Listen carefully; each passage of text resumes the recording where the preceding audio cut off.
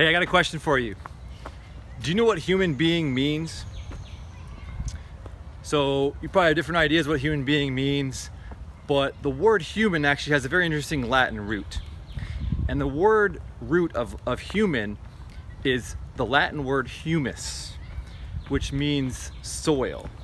So what humans are, what we are, is soil beings.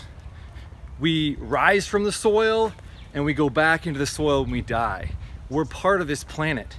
And our connection to the land, our connection to the soil is so crucial for our health. It's crucial to spend time in wild environments like a forest like this. It's crucial to eat food grown in healthy local soil that, seeds our gut bacteria to be in a good state, which is really important today because a lot of the mental and physical degenerative illnesses that are rampant, begin in the gut. So the connection to the soil is really important. And really, animism is about nature being animated, an animate earth, a living, breathing planet that we're part of, an intelligent ecosystem that we're part of, a Gaian consciousness that we can tap into, that we're always being influenced by. And developing a connection to the land can really help us feel more rooted where we are. Because the reality is today, most people live in cities and almost no one is indigenous to a city.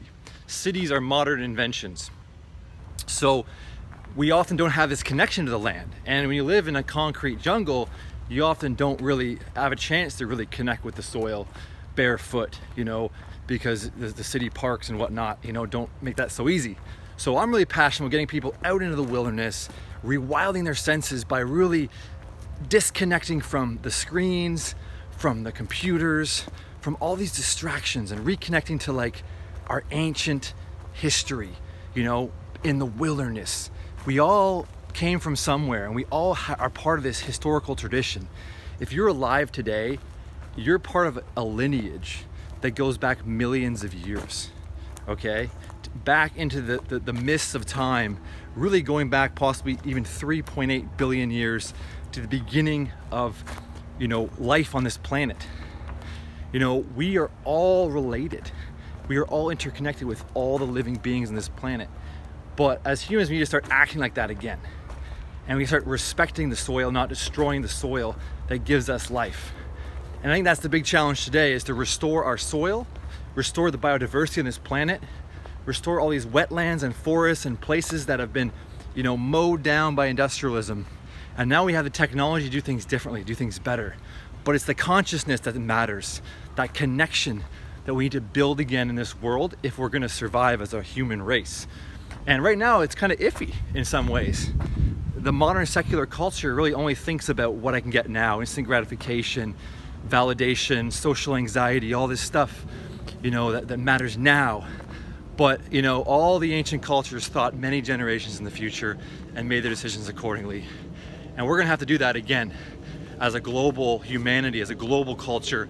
Otherwise, this human thing is gonna kind of fade back into the mist. And I'm optimistic, but this modern secular culture has to be challenged. This view that came out of the European Enlightenment that we live in this reductionist, mechanistic, meaningless universe, godless, soulless universe, where we just are these detached observers observing this and cataloging it and analyzing it. It's just, that story is dying, and it has to die because look what it's done to the world. Science has been used to conquer nature, to dominate nature, not to learn from nature and work in synergy with nature. And that's what has to change. So that's why I'm passionate about really connecting people to the land again. And that's what animism is about. Connecting yourself to the animate force all around you in the elements, in the soil, in the air, in the sun, in the water, and the fifth element, the more mysterious ether, as it's called in European alchemy. This mysterious force that brings it all together that we don't really understand. But science is advancing, and we're developing a more holistic science now, and potentially we could understand that and it could change everything. So get out in the forest, bring your senses to your immediate sensory experience, what you're smelling, what you're hearing, what you're tasting, you know, taste a lot of things in nature you can eat once you learn to identify the right things, and really what you're feeling in your body, this connection to this whole web of life that you're part of. So I want to thank you for watching, and I hope you'll join us sometime on a nature retreat. And I want to wish you all the best and a beautiful, beautiful day.